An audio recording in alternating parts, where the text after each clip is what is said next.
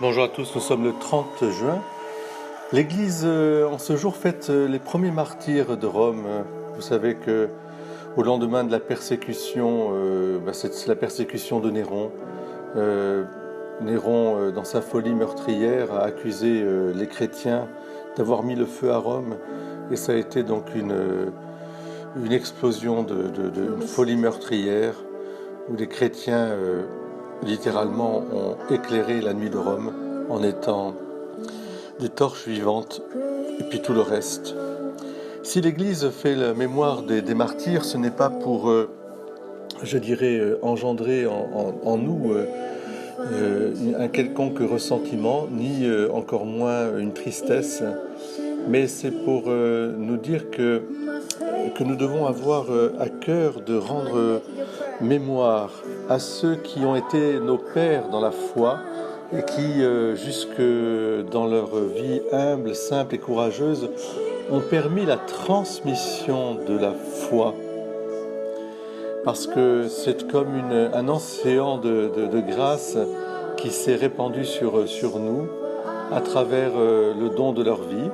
Et nous sommes amenés, nous aussi, à continuer cette transmission, à être les ardents, transmetteurs de cette foi qui sauve. Car vous savez, c'est le nom de Jésus, il n'y en a pas d'autre, c'est le seul qui puisse sauver. C'est pour ça que c'est très important, en ce 30 juin, de faire mémoire de ces martyrs. J'aime me rappeler cette parole de Paul VI dans sa profession de foi à Manille. « Malheur à moi si je n'annonçais pas l'Évangile. Ce n'est pas lui, car c'est par lui, par le Christ lui-même, que j'ai été envoyé pour cela. Je suis apôtre, je suis témoin.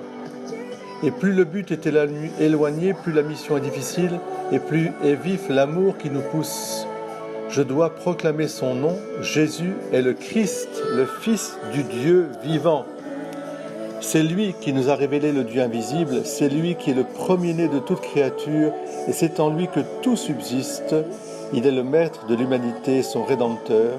Il est né, il est mort, il est ressuscité pour nous, il est le centre du monde, et il nous connaît, il nous aime, il est le compagnon et l'ami de notre vie, l'homme de la douleur et de l'espérance. C'est lui qui doit venir, qui sera finalement notre juge, et aussi, nous en avons la confiance, notre vie plénière et notre béatitude.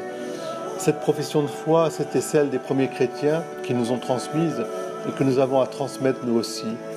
Merci aux martyrs de Rome et que nous puissions nous aussi en 2021 être les témoins que Jésus-Christ est le Fils de Dieu Sauveur qui a Jésus à tout. Amen.